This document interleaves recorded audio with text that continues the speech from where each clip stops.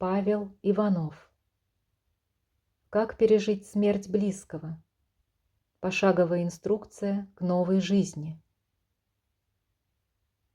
Смерть родного и любимого человека – это самое тяжелое испытание в жизни. Современный мир с его строго материальной ориентацией, табуированностью темы умирания и фиксацией на страхе смерти, к сожалению, все еще не способен предложить эффективные механизмы помощи горюющим. В целях устранения этой недоработки вниманию читателя предлагается простая инструкция-схема. 7 шагов к освобождению от горя и страданий утраты, эффективность и работоспособность которой ее автор проверил на себе, а также множестве других разлученных смертью с их родными и горячо любимыми душами. Шаг за шагом, пройдя весь путь, описанный в книге, вы откроете себя к новой жизни, гораздо более приятной, интересной и деятельной, жизни со смыслом, жизни, освобожденной от горя, печалей, тоски и депрессий, жизни, исполненной любви, счастья, света и уверенности в том, что разлука с родными не навсегда, а неизбежное воссоединение впереди. Посвящаю Данечке Иванову, моей самой родной и близкой душе, в вечном, бесконечно великом, удивительном и прекрасном мире Божественного Духа любви, добра и прощения. Предисловие. На протяжении всей своей жизни я, как и многие другие, боялся смерти. Как и многие другие, я предпочитал поменьше о ней говорить, а лучше не говорить вообще. Сокрушался, когда подсчитывал прошедшие годы и наблюдал в зеркале старческие изменения на лице и теле. Но больше всего я боялся даже не своей собственной смерти, а смерти родных и любимых людей. И это событие, как мне раньше казалось, как будто назло или по чьему-то злобному умыслу, регулярно со мной случалось. Умирали друзья, умирали родные, близкие, любимые люди, знакомые. Было много онкологии, зависимостей, несчастных случаев. Был даже просто отказ от жизни, от самого желания жить, логично завершившийся смертью. Разумеется, я ничего не притягивал, не программировал и не воплощал своими же руками собственные страхи, как это навязывают так называемые специалисты по эзотерике, духовные гуру, коучи и прочие психологи. Просто, как стало ясно позднее, таковы были условия моего нынешнего воплощения, в которое я пришел с определенными целями и задачами. Когда я разлучился со своей самой родной и близкой душой, Даниилом, завершившим земной путь вследствие стремительно развившейся опухоли средостенья, начался мой духовный разворот. При непосредственной помощи родного человека, вернувшегося с того света, чтобы поддержать меня и удержать от самоубийства или бездумной растраты жизни, я открыл знания о бессмертной духовной природе человека, о том, что все мы связаны. У нас у всех есть смыслы, цели, задачи и предназначения. А новая встреча с любимыми на пути к этим целям неизбежна так же, как и утренний восход солнца. Подробно об этом пройденном мною освобождающем пути я написал в книге «Жизнь после жизни есть, я знаю. Путешествие скептиков в потусторонний мир». В ней я обобщил древние и самые современные знания человечества о жизни после смерти, множественные результаты научных исследований, опытов и экспериментов, и свой личный опыт, а также представил зафиксированные документально доказательства существования потустороннего мира и продолжения жизни после гибели биологического тела для каждого из нас. Чуть позже вышла вторая книга «Жизнь после жизни есть, я знаю. 100 вопросов и ответов про потусторонний мир», расширяющая границы и отвечающая на многие часто задаваемые вопросы тех, кто открывает для себя знания о бессмертной духовной природе человечества.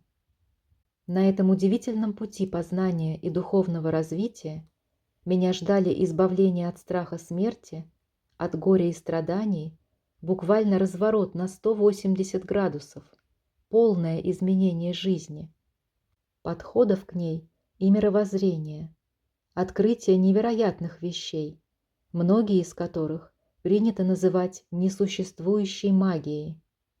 Меня ждали ответы на многие вопросы, которые ранее оставались недостижимыми. Меня ждали абсолютное спокойствие, душевный комфорт и радостное ожидание грядущего воссоединения с моими родными душами в мире гораздо более прекрасном, чем привычная нам физическая планета Земля. Меня ждала совершенно новая жизнь. В этой небольшой и легко усваиваемой книге, которая называется «Как пережить смерть близкого. Пошаговая инструкция к новой жизни», я разделяю полученное влияние с вами, мой дорогой друг. Я расскажу вам, как практически применять теоретические знания к своей жизни, чтобы получать те же самые дары, которыми духовные силы осыпали меня. Вы узнаете, как ожить от горя и страданий, как обрести смысл существования, как увидеть окружающий мир другими глазами, как начать новую, прекрасную, деятельную, осознанную жизнь в соответствии со своим изначальным предназначением. Я обещаю вам, после прочтения этой книги вам обязательно станет хотя бы чуточку легче. Если же вы пройдете все 7 шагов, которые я вам предложу, вы обретете невероятную силу, способную полностью освободить вас и изменить к лучшему все вокруг. Изменить к лучшему не только вашу жизнь, но и многие другие жизни, которые проводятся людьми во мраке печали, тлена и бездеятельности, употребляются во вред другим или просто спускаются в отхожее место, оставляя после себя зияющую дыру бессмысленности и деградации. Уберите откидные столики, откиньтесь в ваших удобных креслах, расслабьтесь и улыбнитесь. Наш духовный самолет выруливает на взлетную полосу, чтобы продолжить наше путешествие в страну света. Всегда ваш Павел Иванов и мой духовный соавтор Даниил Иванов. Шаг 1. Открываем знания о жизни после смерти. Если в ваш дом пришла беда и умер родной и любимый человек, вы столкнулись с одним из самых тяжелых испытаний в жизни. Это факт, который нужно принять с самого начала. Это не сон, не кошмар и не иллюзия. Это случилось, потому что так устроен наш материальный мир, в котором все материальное истлевает и умирает. Так устроена природа вещей. Смерть неизбежна, и рано или поздно все равно придет за вами, вашими родственниками, детьми, половинками и друзьями. Это естественный, нормальный процесс и закон Вселенной, в которой мы все проживаем. Еще больше это испытание утяжеляется тем, что человечество страстно желает замести под ковер любые разговоры о смерти, любой опыт, связанный с ней, и любые мысли о ней, считающиеся в нашем обществе исключительно негативными. Страхи вынуждают человечество отказаться от критически важных и полезных знаний о смерти и умирании, тем самым, как это не покажется странным, усложняя себе жизнь. Вы увидите, что любая так называемая помощь вам в вашем горе на самом деле направлена на то, чтобы вы поскорее выбросили из головы мысли о любимом усопшем, заменили их чем-то другим и до конца дней занимались избеганием этой печальной темы. Вы почувствуете, как общество подталкивает вас как можно скорее замолчать и не напоминать ему о существовании смерти. Вы будете слушать бесконечные и бесконечно некорректные утешения друзей, знакомых и коллег наподобие «отпусти, все будет хорошо, еще родишь, еще выйдешь замуж, женишься, найдешь кого-то». Бывают ситуации и похуже, что в переводе с лицемерно-вежливого на общедоступный означает «Бога ради, замолчи уже, прекрати говорить о смерти и напоминать нам о ее существовании своим горюющим видом». Все это, разумеется, будет неэффективно и никакого облегчения с собой вам не принесет. Пытаясь найти работающий инструмент помощи и утешения, вы снова и снова будете читать нескончаемые бредни психологов про 5 стадий горевания. Психологи сами не понимают смысла этой матрицы, некогда созданной прекрасным, добрым и замечательным доктором Элизабет Кюблер-Росс. Думая, что осуществляют какую-то эффективную помощь, они берут деньги и с умным видом рассказывают всем утратившим своих горячо любимых существ, обращающихся к ним за помощью, какие пункты им предстоит пройти, но не объясняют, как их пройти.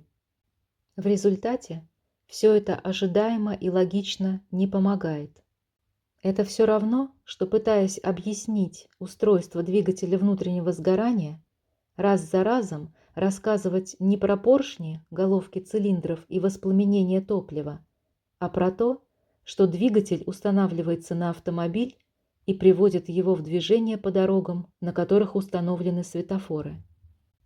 В силу страха общества перед смертью и цензурирования сведений о ней, психологи, как и многие другие, не знают, что доктор Кюблер-Росс, на протяжении нескольких десятилетий работавшая над изучением смерти, умирания и продолжения пути человека в потустороннем мире, создавала свою теорию 5 стадий горевания не как исчерпывающий инструмент, а как одну из нескольких составляющих работы над оживанием после потери любимых людей. Сама по себе, вырванная из контекста эта теория, не работает. Она работает и эффективно помогает только в комплексе с другими важными компонентами, знаниями о жизни после смерти и практическим опытом их применения в физической жизни. Об этом написано в книгах Кюблер-Росс об умирании и жизни после него, которые, к большому сожалению, ни один психолог не читал, ограничив свое познание лишь до кратких сведений о 5 стадиях. Итак, первый шаг, который нужно сделать на пути очищения от горя и перехода к новой жизни, это открытие знаний о том, что никто из живущих на самом деле не умирает, что все мы – духовные существа, временно пребывающие на Земле, в невероятно сложном биологическом устройстве под названием тело и получающие материальный опыт в физическом мире. Жизнь продолжается и после физического отрезка существования, средней длиной в 60 лет, который большинство из нас полагает единственным, что у них есть. Сделать этот первый, но самый важный шаг до смешного просто. Необходимо обратиться к накопленному человечеством знанию, изложенному в тысячах книг, статей, протоколов исследований, экспериментов и практических опытов. Обратившись к нему, вы узнаете, что абсолютный и непреложный факт продолжения жизни за гранью физического мира давно доказан и подтвержден, несмотря ни на какие заблуждения человечества и отсутствие широкого продвижения этого освобождающего знания. О причинах, почему это знание не рекламируется, цензурируется и всячески заметается под полу, мы поговорили в книге «100 вопросов и ответов про потусторонний мир». Когда вам станут интересны более глубокие знания о бессмертной природе человека, обратитесь к этой книге и получите больше информации. Делая первый шаг, важно обрести комплексные, теоретические знания и заменить веру и сомнения с их бесконечными умозаключениями «хочется верить, но все равно ничего не известно» на железную уверенность в продолжении жизни после смерти и грядущем воссоединении с любимыми. Поэтому мало прочитать одну или две книги на эту тему, после чего вернуться к обычной жизни, гореванию и блужданию в лабиринте непонимания происходящих событий. Такой подход никогда не избавит вас от колебаний и сомнений и не переведет ваше мировоззрение из разряда веры в разряд изменяющей все уверенности. Так что с самого начала спокойно воспримите то, что вам предстоит снова сесть за парту, как в молодости, и учиться. В этом нет ничего плохого. В этом можно найти даже удовольствие, ведь учение – это всегда хорошо, в любом возрасте и в любом состоянии. А учитывая то, что мы в принципе на протяжении всего нашего вечного существования вечные же ученики, тем более. Выделяйте на учебу время, каждый день. Садитесь за парту или ложитесь в уютную кроватку под теплый плед. Открывайте книги и штудируйте их столько времени, сколько понадобится для обретения уверенности. В среднем, по моим наблюдениям, время, за которое колеблющаяся вера в загробную жизнь превращается в уверенность, составляет от 6 месяцев до года. Я составил для вас перечень литературы, позволяющий эффективно достичь целей первого шага. В него отобраны несколько десятков надежных, проверенных и авторитетных источников, обнаруживающих множественные совпадения с общим массивом данных о потустороннем мире и между собой, а значит, высвечивающих истину. Изучить их не составит труда. Второй шаг на пути очищения от горя будет уже несколько сложнее, и все же не настолько сложен, как может показаться на первый взгляд. Когда вы сделаете первый шаг, вам откроются новые умения и способности, которые позволят сделать и второй. Позитивное влияние же, которое осуществит второй шаг, вы почувствуете всем своим существом, и именно этот, следующий шаг, принесет с собой большую часть утешения и душевного комфорта. Небольшое отступление. Прежде чем вы двинетесь далее, по пути 7 шагов оживания от горя утраты родных и любимых людей, вот что вам жизненно важно знать. Одно простое правило жизни во всех мирах, пространствах и измерениях, материальном мире или духовном, которым нужно руководствоваться всегда и везде. Осознание того, что ваша жизнь и все, что в ней происходит, сосредоточено только в ваших собственных руках. Нет никаких наказаний и поощрений, нет злобного карающего Бога, сатаны-искусителя, нет виноватых, нет судьбы и злобного, уничтожающего рока, нет несправедливости, страданий, нет никаких «за что». Только вы являетесь строителем своего мира, своей жизни, всего, что в ней есть, и всего, что вас окружает. Только вы определяете, будет ли все это позитивным или негативным, будет ли фактором роста или деградации. Вы реализуете это строительство через создание внутренних духовных принципов, которые посредством своего обязательного соответствия внешнему затем строят реальность вокруг вас. Это простое правило определяет вашу жизнь всегда, везде и во всем. Уверенно следуя ему, вы обретете могущество, которому покорятся любая ситуация и любое испытание, коее только можно вообразить. Подробнее о механизмах соответствий их влияниях и настройке смотри наши книги «Жизнь после жизни есть, я знаю». Шаг 2. Прощение. Сейчас это может показаться вам странным, нелогичным и ошибочным.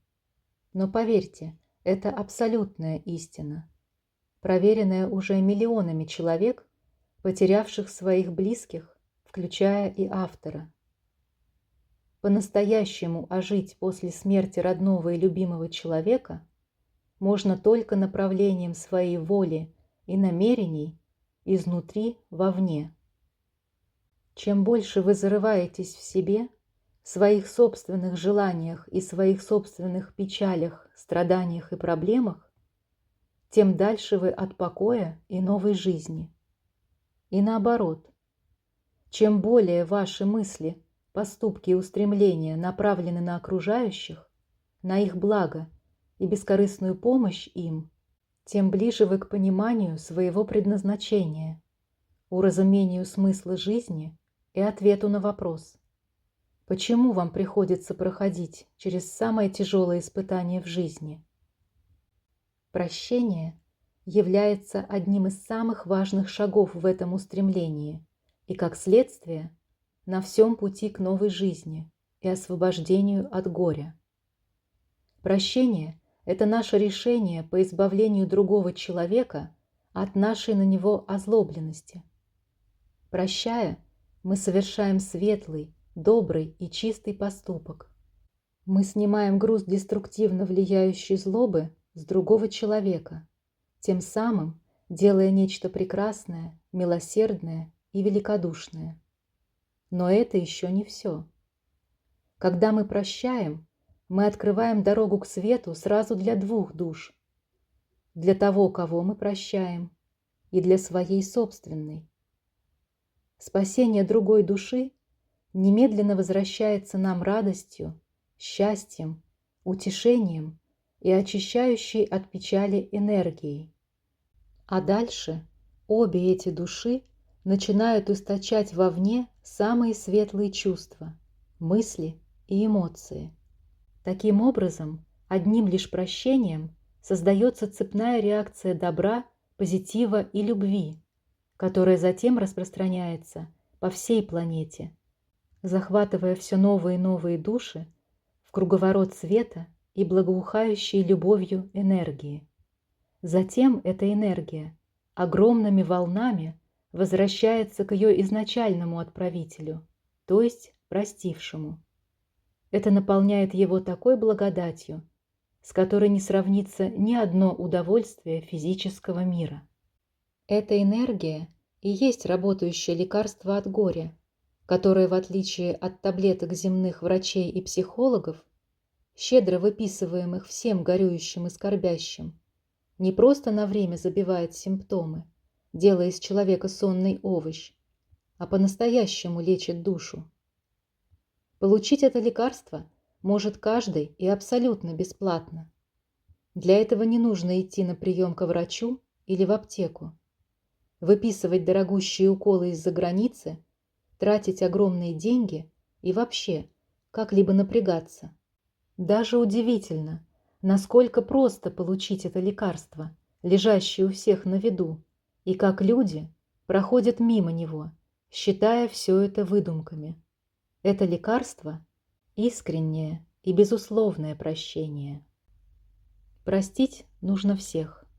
Сколь сильно вы бы ни были обижены на человека, как близок или далек бы он от вас ни был. Простить нужно ваших злобных родственников, намертво вцепившихся крючьями в наследство, врачей, которые могли совершить ошибку и погубить тело вашего любимого человека, хамоватых кассирш в магазинах, нарушающих правила дорожного движения водителей, коррумпированных полицейских и политиков, одноклассников, которые булили вас в далекой юности, коллег на работе, стучащих на вас дурному и глупому начальству, которое также нужно простить, и так далее. Простить нужно даже Гитлера, Чикатило, Пол Пота и графа Дракулу, а вместе с ними Горбачева, Чубайса, Ельцина и всех остальных, ответственных за нашу непростую жизнь. Простить нужно всех. Это то, что каждый день делает Иисус, то, что каждый день делает Бог, и то, что они во всех своих посланиях предлагают делать и нам, чтобы изменить свою жизнь и жизнь всей планеты к лучшему. Разумеется, это высшее знание, с небес доносящееся до человека на протяжении тысячелетий, определяет истину. И в который раз я обнаруживаю странность в глухоте людского рода к этим очевидностям, с их очевидным же и наглядным позитивным следствием-влиянием.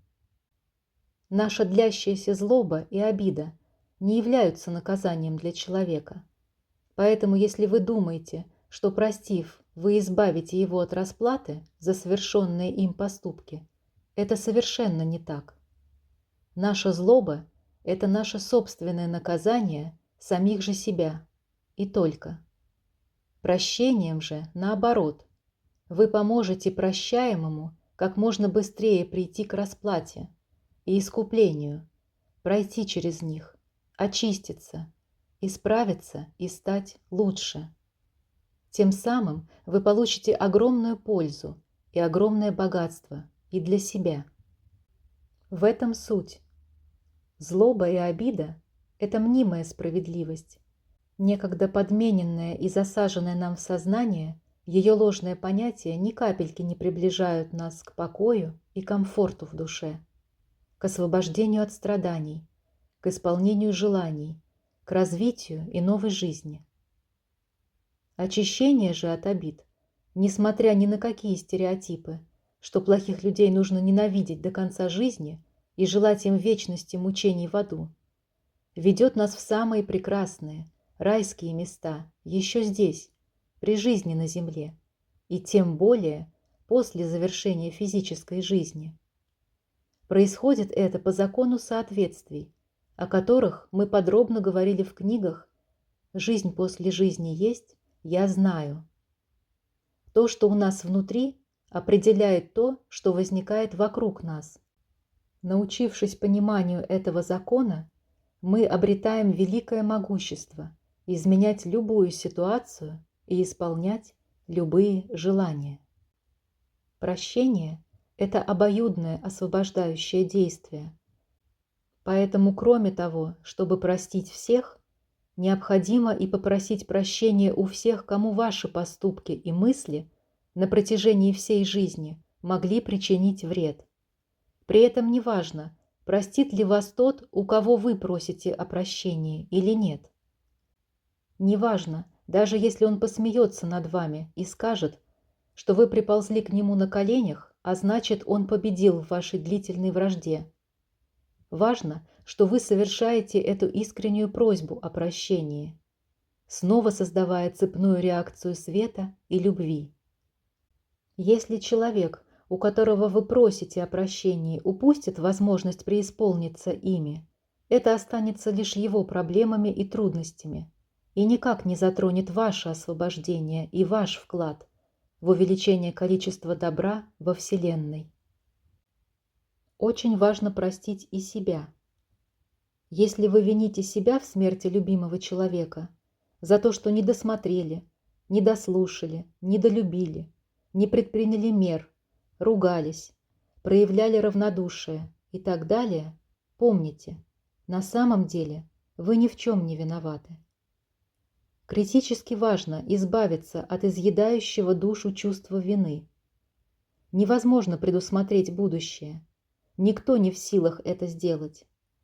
Это невероятно подвижная и динамичная сущность, меняющаяся каждую секунду. Поэтому, если вам кажется, что вы могли, например, спасти вашего мужа или ребенка от смерти, вовремя отправив его в больницу, выкиньте эти мысли из головы. Никто из живущих не знает, как будут складываться обстоятельства и какое именно назначение это несет для задействованных в них. Таковы условия нашего прихода на Землю и этой игры под названием «Жизнь». Мы действуем вслепую, без подсказок, и именно через это обретаем подлинные знания и опыт самого высшего качества. Помимо этого, благодаря первому шагу, вы уже знаете, что никто не умирает, а значит, никогда не поздно попросить прощения у усопшего и получить его. Если человек умер, значит, именно так все и должно быть. Это та реальность, которая вам дана для вашего блага, для вашего развития и перемен к лучшему. Если бы человек не умер, и это было бы реальностью для вашего блага, все, что с нами происходит, происходит только в самых лучших для нас целях. Ваше назначение – вынести позитивный опыт и развитие из любой ситуации. Сейчас для многих это звучит дико и абсурдно, но факт остается фактом. Именно научение такому отношению к реальности – ключ к ответу на все вопросы, обретению спокойствия, душевного комфорта и невероятной силы изменять реальность под себя и по своему желанию. Шаг 3. Разделить важное знание с другими людьми. Отринув сложности открытия нового знания и прощения, совершив первые 2 шага на пути оживания от горя утраты любимого человека, вы уже почувствуете себя гораздо лучше. 3-й шаг из 7 надежно закрепит ваши успехи и откроет путь к совершенно новой жизни. Он значительно приблизит вас к ответу на вопрос о смысле всего произошедшего с вами. Теперь, когда вам известно, что никто на самом деле не умирает, что ваши родные и любимые просто переехали в другой мир, счастливы там и спокойно ждут вашего туда прибытия в назначенный час, когда этот факт из разряда веры перешел в разряд уверенности, когда вы осознали важность безусловной любви и прощения, пришла пора разделить эти критически важные знания с другими людьми, подарив и им возможность исцелиться от страданий и начать новую, спокойную и деятельную жизнь. Эти дары, которые вы принесете тем, кто в них нуждается, вернутся к вам еще более мощным потоком позитивной энергии света, счастья и исцеления. Отдавать значит получать. И именно такая последовательность определяет приближение к вашему изначальному предназначению. Вы здесь, чтобы отдавать, не ожидая ничего взамен.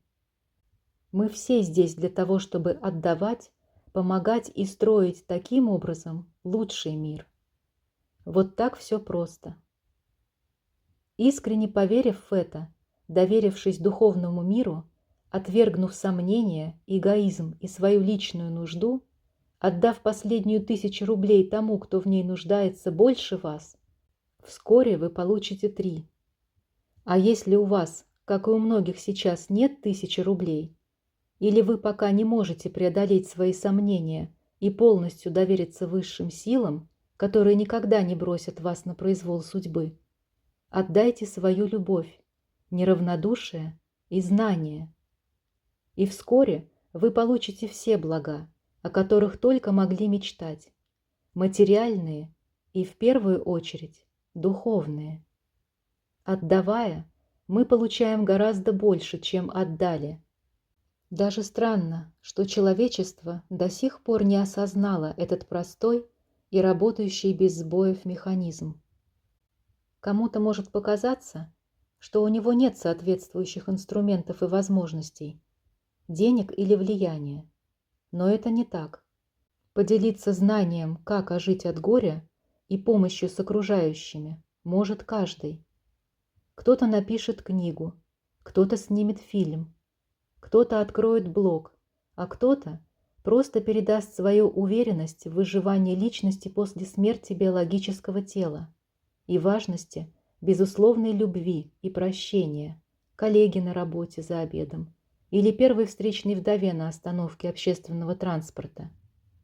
Важно лишь намерение, а не масштаб. Даже если вы поможете ожить от горя всего одной душе за всю свою жизнь, то есть спасете ее от мрака обреченности и отказа от развития, достижения намеченных целей, это уже будет великое дело, ведь каждая душа бесценна. Каждая отдельно взятая душа не имеет цены, а значит, что одна, что миллион равноценны. Спасая одну душу, вы все равно спасаете бесценное. Масштаб не важен. На протяжении всей своей жизни вы можете быть обычным конторским работником, который, как вам может показаться, не влияет вообще ни на что и ни на кого, ничего не может изменить и ничего исправить. И это будет абсолютным заблуждением.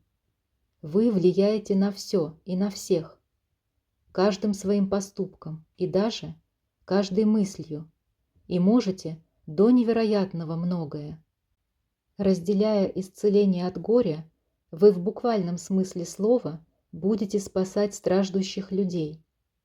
Вы будете помогать им достичь целей и задач, с которыми они пришли в воплощение на землю.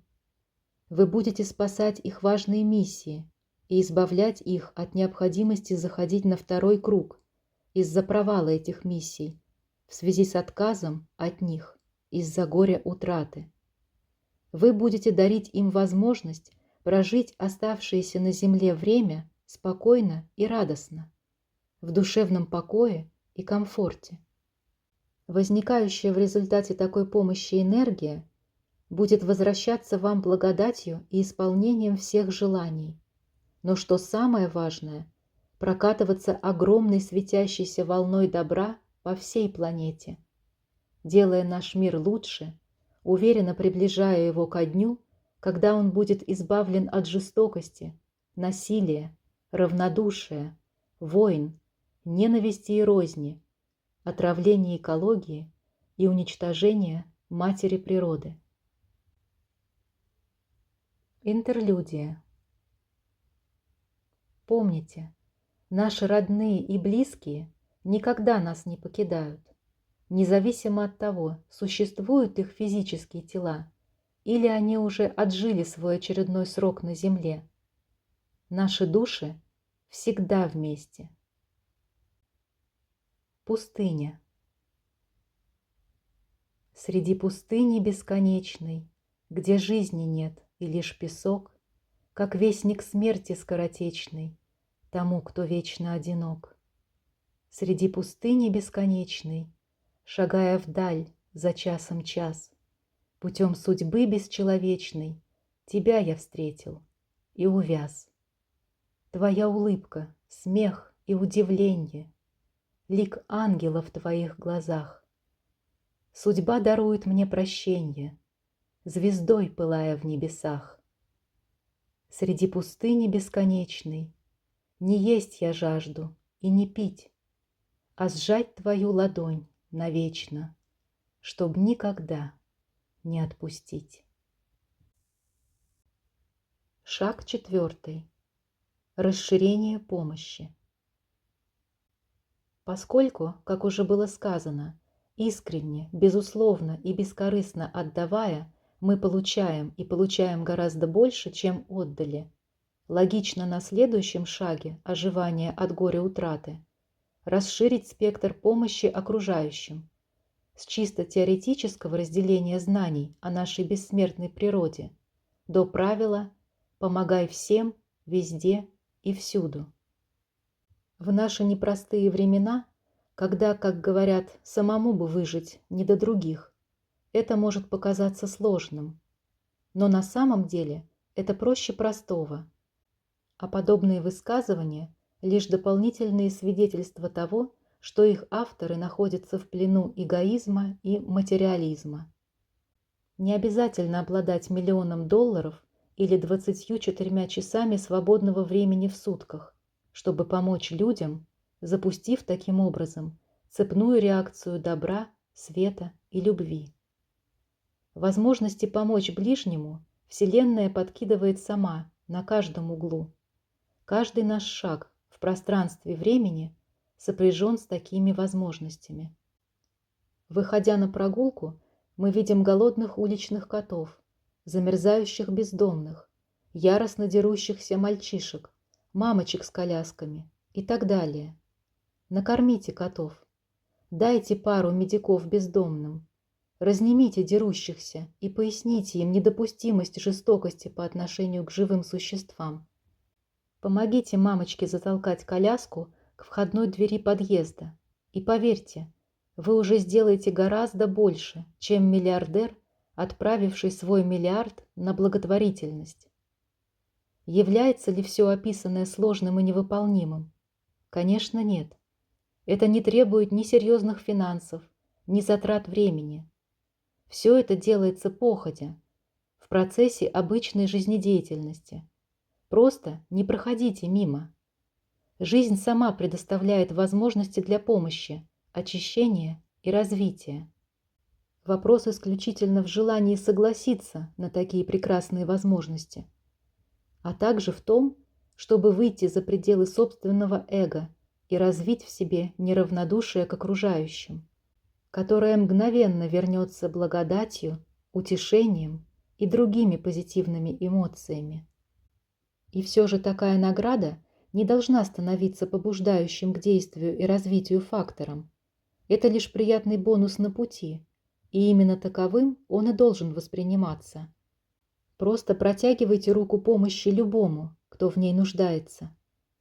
Пусть это действие станет вашим естественным кредо по внутренней воле и внутреннему намерению. Ведь изначально, до влияния, которое оказал на вашу душу материальный мир, все так и было.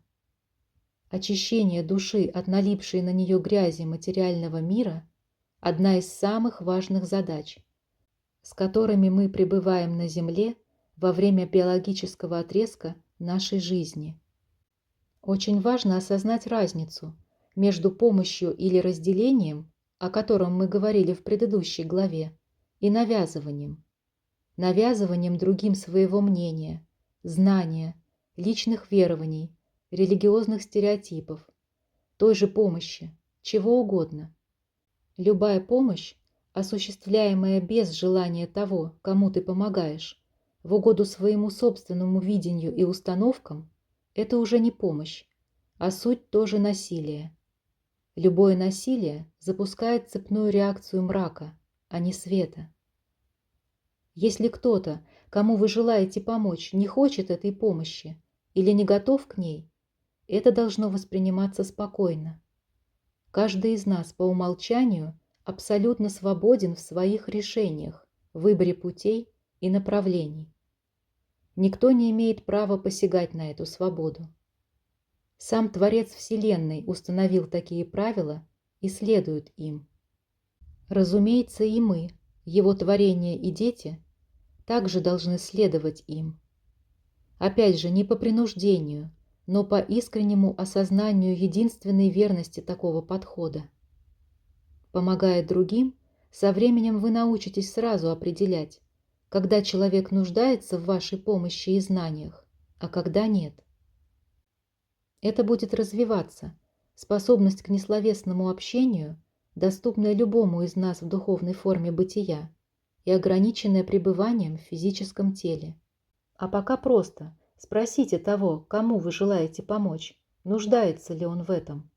При отказе учитесь воспринимать это с такой же благодатью, как и при согласии.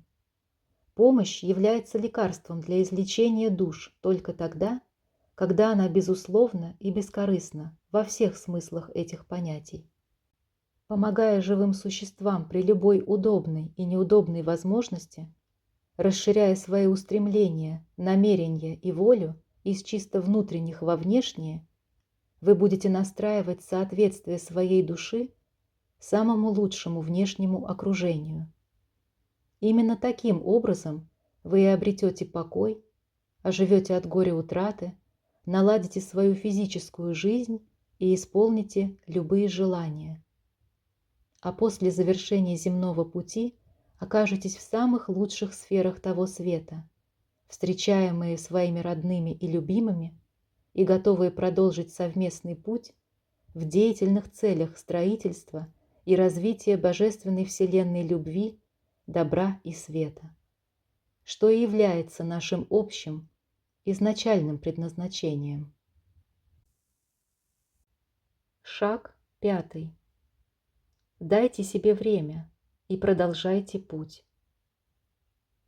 Теперь, когда вы узнали, что жизнь после смерти физического тела не заканчивается, что новая встреча с ушедшими на тот свет родными и любимыми неизбежна, когда вы перевели это знание из разряда веры в разряд твердой уверенности, разделили его с другими скорбящими, простили себя, отпустили обиды на других и начали расширять спектр помощи на ближнее и дальнее окружение, просто продолжайте идти. Спокойно продолжайте свой путь. Дайте себе время. Именно время является тем лекарем, который на пути 7 шагов оживания от горя утраты будет успешно и эффективно исцелять вашу душу. Но не обманывайтесь существующим в мире заблуждением, насаждаемым общественными стереотипами и горе-психологами, что время что-либо лечит само по себе. Отдельно взятое время ничего не лечит. Время – это лишь мера и инструмент измерения, существующий в материальном мире для измерения происходящих в нем процессов, отслеживания изменений, наблюдения за ними и их оценки. Если просто сбежать от своей боли, закрыться в домик и ждать, когда горе утраты уйдет, а душа исцелится, этого не произойдет. Вы так и проведете всю жизнь в страданиях, в лучшем случае избегая их на протяжении многих лет и заталкивая их в самый дальний уголок мозга.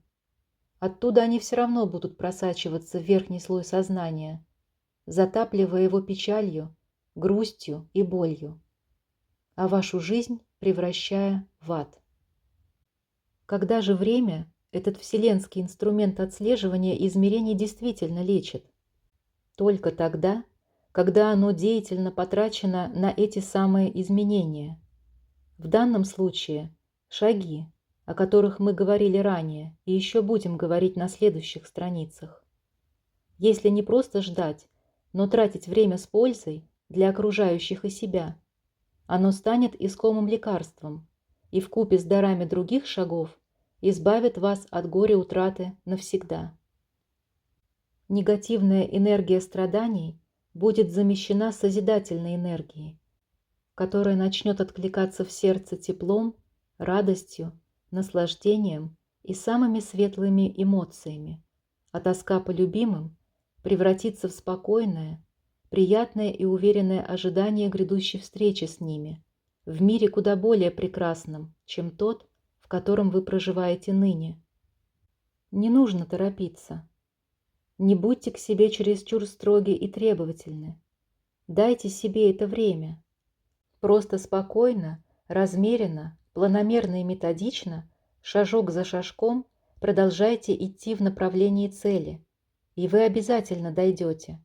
Ведь если вы будете помнить о том, что вы не бренное тело с запасом хода в 60-80 лет, а бессмертный могущественный дух, то поймете, что торопиться вам совершенно некуда. В запасе у вас целая вечность, за которую можно успеть все, чего бы ни хотелось и чего бы ни желалось. Интерлюдия. Жизнь на Земле – это лишь краткий отрезок нашего вечного путешествия по безграничной Вселенной. На этом пути мы то встречаемся, то разлучаемся с родными и любимыми душами. За разлукой всегда следует встреча, а путь продолжается бесконечно. Там, за горизонтом. Там, за горизонтом, где солнце с луною тайно крутят роман, там, за горизонтом, есть дверь потайная, есть свет и обман. Там, за горизонтом, пройду я вечность в тьме ночной. Там, за горизонтом, меня испытание ждет тишиной. Там, за горизонтом, желаний забытых вьют череду. Там, за горизонтом, упавшую с неба найду я звезду.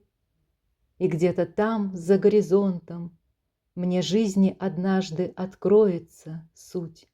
Случись тебя я потеряю, мне горизонт укажет путь. Шаг 6. Открыть смысл жизни и научиться жить как самостоятельная единица. Каждый человек – это важнейшая структурная единица Вселенной, участвующая в ее строительстве и наполнении любовью и добром, реализующая таким образом изначальные замыслы Творца. На этом пути и в процессе достижения озвученных целей дух человека растет и развивается от состояния невежества и отсутствия какого-либо опыта при рождении до состояния Бога, способного на все, включая творение собственных миров и вселенных. О том, что каждый из нас является Богом, говорил сам Иисус Христос. «Я сказал, вы боги и сыны Всевышнего, все вы». Смотри Библию, Псалтырь 81:6, Евангелие по Иоанну 10:34. Подробнее об этом мы писали в наших других книгах «Жизнь после жизни есть, я знаю», «Путешествие скептиков в потусторонний мир» и «100 вопросов и ответов про потусторонний мир». Продвинутые души, отвечающие за других, должны быть всесторонне развиты, обладать обширными знаниями и необходимым опытом действий в любых ситуациях, включая кризисные и даже апокалиптические. Отсюда просто, логично и понятно вырисовывается смысл нашей жизни и всех событий на ее физическом отрезке, которые все ищут и почему-то никак не могут найти. Что это будет за наставник, который сдается и плюет на все свои задачи и всех своих подопечных из-за потери работы, здоровья или крыши над головой? Что это будет за ангел-хранитель, впадающий в депрессию и утрачивающий радость жизни из-за нехватки денег и материальных благ? Что это будет за Бог, который, оказавшись в биологическом теле и столкнувшись с земными испытаниями, станет ни на что не способным овощем, которого сможет победить разлука с тем, кого он любит? Что за мир создаст такой Творец, не способный совладать со своим собственным внутренним миром? И как он справится с управлением целой Вселенной, если не может управлять одним собой? Никто не умаляет важности, величия и красоты нашей связи с любимыми, но любовь, которая даруется нам свыше, которая соединяет нас с самыми близкими людьми, призвана дополнять нас, усиливать, очищать, вести к росту и развитию. Она не должна являться источником страданий и причиной деградации, отказа от жизни и продвижения на пути ее задач в отсутствии второй половинки. Если вы отказываетесь от всего только потому, что ваш любимый человек умер и его временно нет рядом, негодный же из вас будет Творец, Создатель и Управленец. Любое событие, которое происходит с нами на Земле, вообще любое, как хорошее, так и нейтральное, так и ужасное, включая смерть родных и любимых людей, необходимо для нашего всестороннего развития и роста, обретения нами бесценного опыта и знаний, в конечном итоге продвигающее нас и наши способности в ответственной деятельности, участие в общем божественном деле. Помимо получения богатств духовного роста и развития, повышение уровня своих умений – это еще и огромная честь. В принципе, обладать такой возможностью трудиться рядом с самим Творцом и во имя Его целей. Согласитесь, получаемые дары духовного развития и эта великая честь стоят того, чтобы постараться и как следует пройти обучение в материальной школе нашей планеты. На 6-м шаге оживания от горя утраты очень важно открыть этот очевидный смысл пребывания человека на Земле, любых происходящих в его жизни событий, а также научиться жить, как независимая, самостоятельная единица, способная найти решение и возможность продолжить свою важную миссию в любой, даже самой негативной и плачевной ситуации. Это тот экзамен, успешной сдачи которого от нас ждут, чтобы доверить нам ответственную работу в грандиозном проекте строительства Вселенной. Это тот экзамен, получение хорошей оценки по которому навсегда избавит вас от горя, печали и боли утраты, наполнит ваше сердце радостью и откроет бездонный резервуар сил для новых свершений в ожидании неизбежного воссоединения с вашими родными и любимыми душами по завершении обучения в школе под названием «Земля». Шаг 7. Смотреть на все с точки зрения духа. 7. Самый важный шаг на пути оживания от горя утраты родных и любимых, трансформации к очищению, росту и развитию. Научиться смотреть на все, на любые события, на окружающий мир, на людей и их поступки, вообще на все, не с точки зрения биомеханического скафандра под названием тело, а глазами того, кем вы являетесь и всегда являлись на самом деле, с позиции неуязвимого, бессмертного духовного существа, пришедшего в физическое воплощение на Земле за опытом и знаниями. По сути, смысл всей этой книги можно было бы уложить в эти несколько простых слов.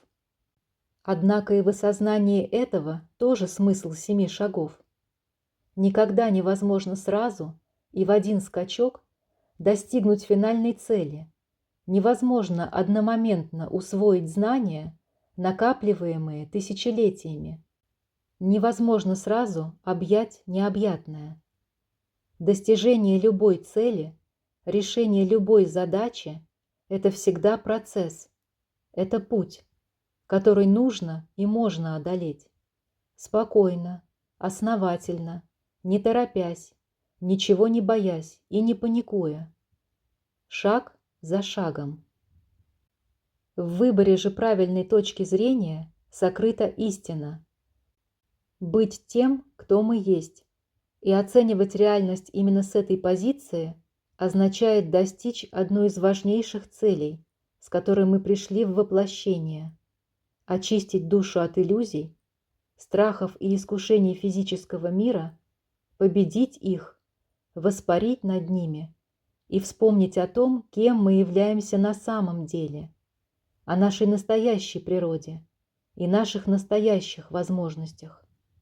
Смотрите на все с точки зрения вашего духа, неуязвимого перед любыми трудностями, могущественного, светлого, доброго бессмертного существа, у которого в запасе миллиарды лет и поистине громадные, фактически бесконечные возможности к великой деятельности в интересах Вселенной, данные ему Творцом всего сущего. Наслаждайтесь и каждый день благодарите Его за эти фантастические возможности. Ведь согласитесь, наш Отец, как никто другой, заслуживает нашей благодарности и безусловной любви.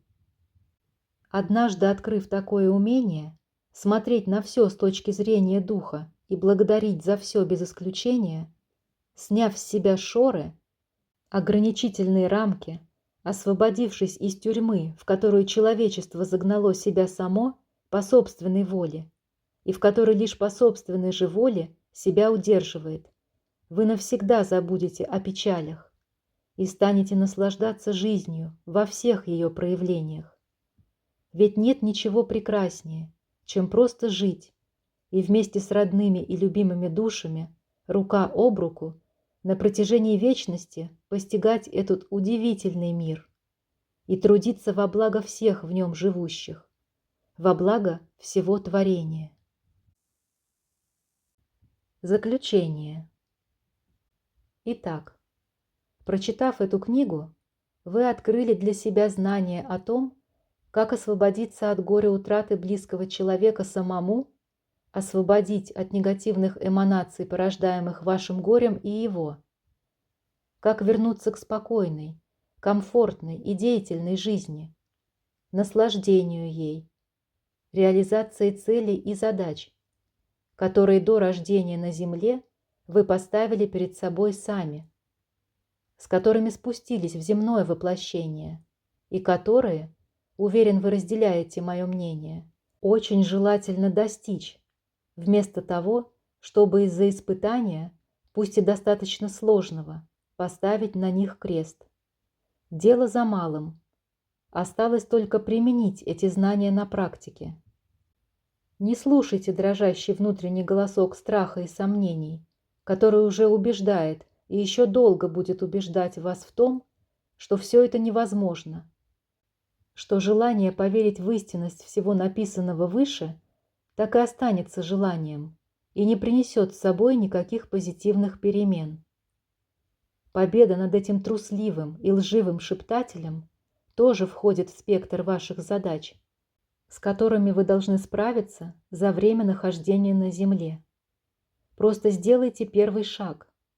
Дорога возникает под шагами идущего, и преодолеть дальнейшие шаги будет уже гораздо легче. Вот чекпоинты, которые вам предстоит закрыть. 7 шагов к освобождению от горя утраты любимых и обретению новой жизни. Шаг 1. Открыть знания о жизни после смерти и перевести их из разряда веры в разряд уверенности. Шаг 2.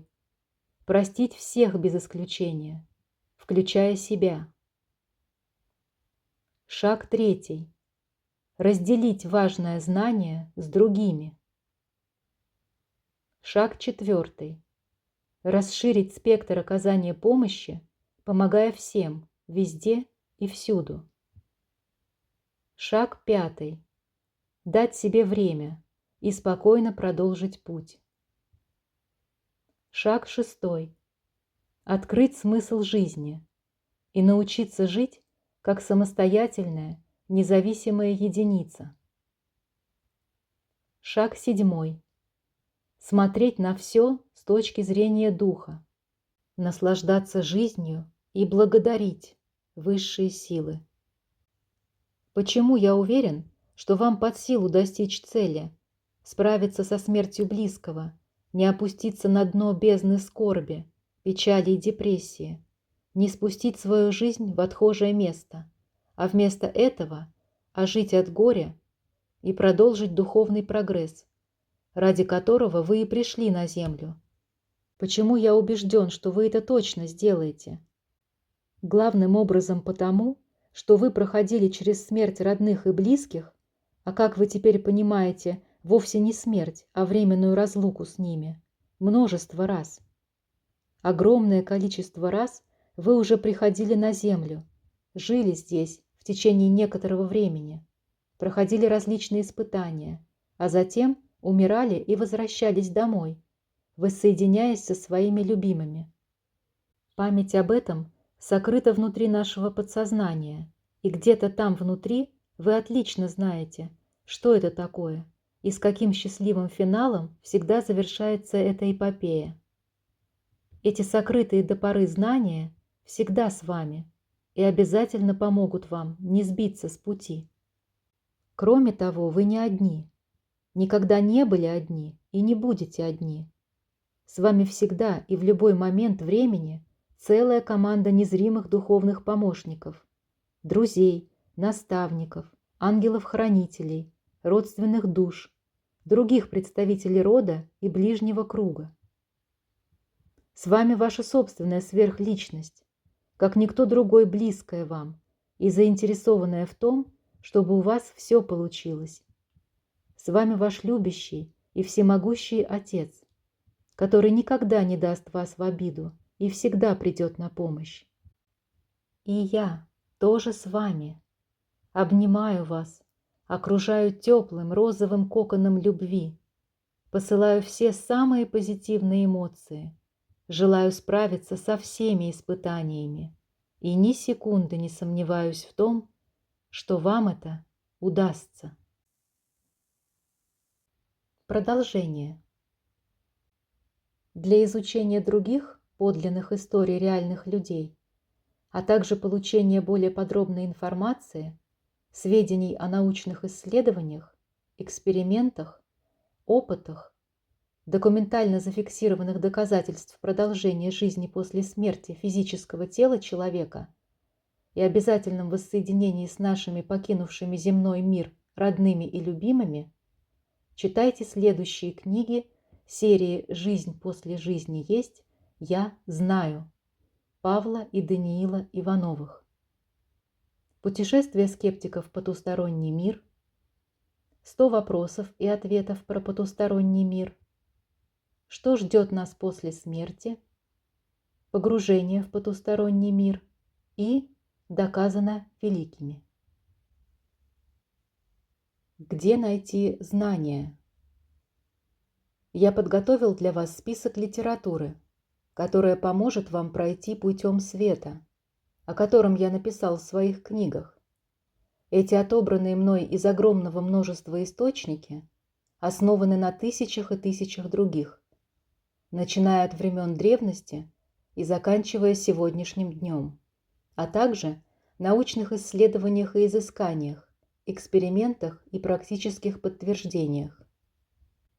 Эти книги при разумном подходе к изучению данного в них материала, использовании дедуктивного мышления, обобщения и поиска совпадений и закономерностей дадут понимание того, что ждет нас после смерти, что нам нужно сделать в земной жизни, подарят утешение, избавят от страха смерти и подготовят к правильному и легкому переходу в загробный мир, когда придет время для этого.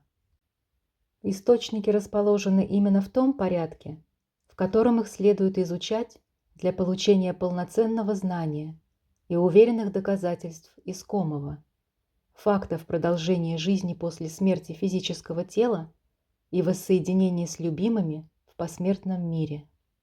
Этот список вы найдете в нашем телеграм-канале «Жизнь после жизни есть, я знаю». А сейчас всего вам самого лучшего, волшебного и замечательного.